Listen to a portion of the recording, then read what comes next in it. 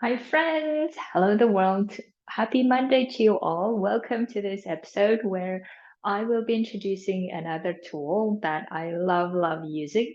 And I think everyone should be using it and benefiting from it and realizing things. So, this tool that I'm naming it anti-delay tool. So if you think about it, a lot of the things that we do in life or don't do in life is because of delaying, right? So we delay things in making decisions, we delay things in going after what we want to. And I want to really bring this tool to your awareness so that you understand where we usually stop our process of delaying and then how we could continue until the end so that you understand why you're delaying it and what you can do about it if you don't really want to be delaying it. So that's the whole purpose of it. So this is how usually we do, many of us do, is we stop at this first stop, and I will talk to you about, go through with you all of this, and then you'll realize how you might be doing it. And then I want you to introduce you to another stop, and that's where you can stop if you wanted to. So we usually have some kind of a desire, usually, right? A wish, a goal, or whatever the name that you put it here. This is how or what we're wanting. Whether we are truly wanting it, whether we are temporarily wanting it, whatever it is. So this is where we are, and you can put whatever the desire that you're having here. Now, once we have that desire, once we're aware of it, of what we're wanting, or especially maybe the desire that we keeps nagging and coming back and coming back. And then we have a reaction to it. And the usual reaction will look like something like a discomfort, that if we go and pursue it, we will encounter some type of discomfort or we will encounter fear, we believe, right? So because we are then feeling like, oh, this is fear and this is scary, then we tend to delay it and avoid things because we don't want to feel the fear. Do you see what I'm saying? So we delay things because we don't want to feel something, and therefore we rather want to feel safe. And we believe that if we don't do anything about it, about this desire, then we'll just feel safe and we don't need to feel the fear because fears sound scary in our body, sound scary when we think about it. So therefore, we avoid it by feeling safe. And then this is where we usually stop. And this is where we usually stop, and this is where we usually don't pursue our desires because we think that this is better than us feeling fear and scared. So think about it. How many things you have never done or you haven't even explored whether it was possible simply because this fear, for instance, stopped you from going to what you wanted, right? So therefore, the the way that I'm introducing now to continue this journey, after you feeling safe, right? So you reacted to your desire, you got scared, and then you decided not to do anything about it, and then you just stayed in the safety. Now I want you to, at least in your own brain, if not outside changing anything, at least in your brain, in your mind, go the next step of bringing your awareness to this is what you're doing, right? So in other words, being honest with yourself to say, okay, I'm fearful, I'm scared of this, therefore I'm not really taking any action, and therefore I'm delaying it, and bring awareness up to as to what you're doing, right? So you're seeking safety by not doing anything because your brain is telling in that moment that if you don't do anything, everything will be fine, it's safe, right? So I want you to bring your awareness to that's what you're doing. This is the safety you're having. Now you can then go further and then start asking questions about this safety. This is, I think, oftentimes we don't do because we just believe that this is how it is. We just need to stay safe, otherwise we will die, or otherwise we will get into lots of trouble, otherwise we will do XYZ. And then therefore our brain wants us to stay safe and cuddly, and then therefore we don't question the safety. Because oftentimes, unfortunately, I find with so many of my clients that this safety is a false one, and the false meaning that we believe that this is the only way out, but that's not really what we're wanting if we're really honest with ourselves and if we're really looking to the long-term future that we have, that we want to have, right? So therefore, this is false simply because we are wanting this desire, but we're not allowing ourselves this desire because we just want to feel safe in that moment. And therefore, this is not actually what we're wanting. But in that moment, in order not to feel scared, we just want to keep to our safety, right? So then once we start questioning it, we start questioning the known of our current situation and the unknown of where we're going, right? Because maybe the desire that we're wanting is not really what we want in the end anyway, right? So that can happen, that's possible. In which case, maybe it is the right safety, meaning it's the true safety. Maybe we shouldn't be going and seeking things because the unknown is really too scared, too unstable, or whatever the thing that we want to believe. Again, it's up to us, but I want you to be aware of and questioning it of the unknown and the known.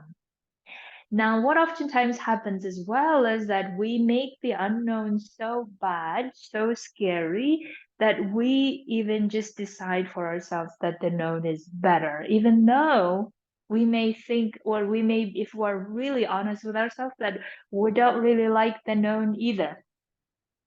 Now, what ends up happening is that we're putting ourselves in the situation of neither, right? So we're not in the future, we're not in the current life, so we're not really living, we're living in this limbo.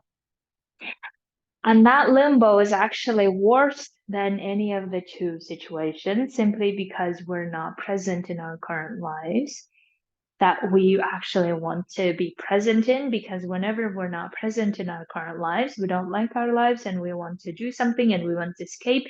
And then we keep being in the avoidance of our current life, avoidance of our future life, and we just feel like we're nowhere.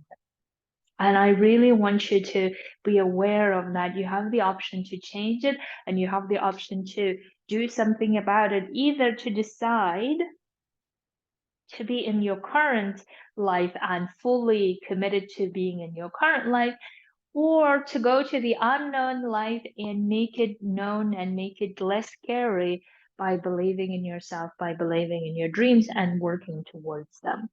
But staying in the in between does not help anyone. So that's the goal of this tool, is basically to help you realize that you don't need to be just staying in the delaying things and the postponing things and not living your life the way you want to. You can decide to live in the current life. You can also decide to live in the future life, or the life that you really want, and working towards it, but don't stay in the middle. Right. And the other thing that I think many of us don't really realize is that when we are demonizing the unknown, meaning that, oh my God, we don't know what's going to happen. We don't know when the pandemic will hit. We don't know when the recession will be.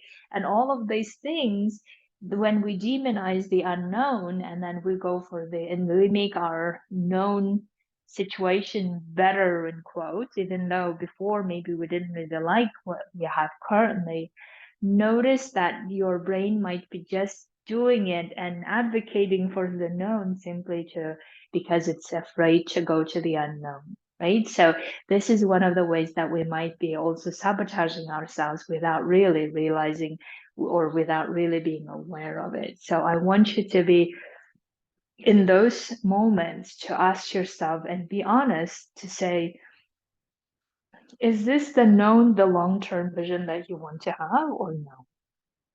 Right? Because maybe the long-term vision, do you picture yourself doing and being in this situation in the long run, or no? Because if you look at the long run, your fear will allow you to picture it at least and go for it, and then realize, is that really what you're wanting?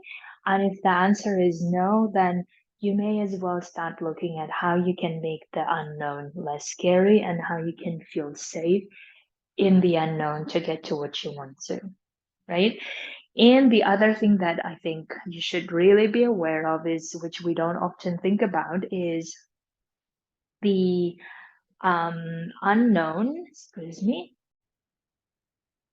sorry about that, an emergency call.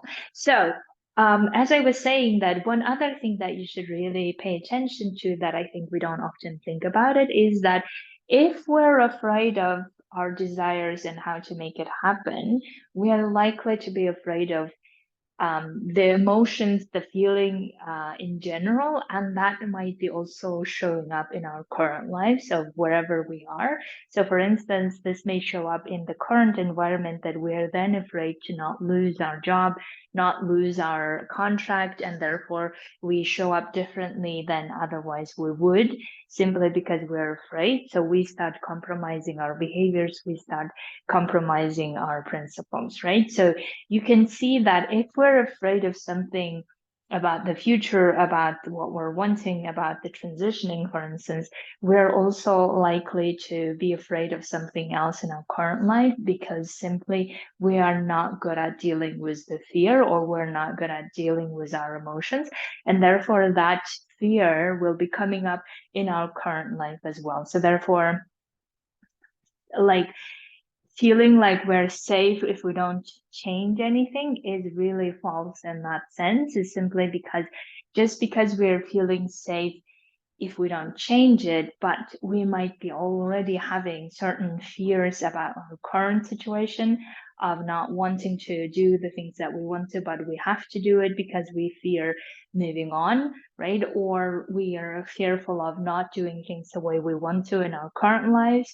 And therefore, we're not really feeling safe. But because we are used to that environment so much currently, then we justify to ourselves that this is fine, it's how it is. It's better than if we went to the unknown. So that's why I want you to notice these things of if we are afraid of fear in the future of going somewhere, we're likely that we are not having a good relationship with fear, and therefore that relationship will show up in our current lives as well, where we're fearful of something else in our current life. So, therefore, whenever you're deciding to wrap up things, whenever you're deciding, right, about whether to delay it or not, so be aware of that you are delaying it and you are delaying it for a reason, and be aware of what that reason is, and then question that reason as well, right? And questioning if you could go to the unknown to live your life the way you want to in your current situation, or to live your life in your unknown future situation, which one would you choose? If you could do both of them well, or if you could imagine living the life the way you want to in your current situation or in another situation, which one would you choose? So give yourself that option of looking at it from a long-term perspective and seeing that you are capable of making your current situation or your future situation the way you want to, which one would you go for? And then that will probably be your honest answer, and you can start working towards it, and then developing a healthy relationship with fear, and then making some decisions to go forward to that transitioning you're wanting. Okay, my dears, I hope it was useful for you to think about, to visualize it this way, and also to use this tool. If you have difficulty using this tool, or if you're in general having difficulty with your delayed desires and postponed goals that you really want to achieve, this is the time. So come over to coach with me. I would love to coach you. Until then, stay safe.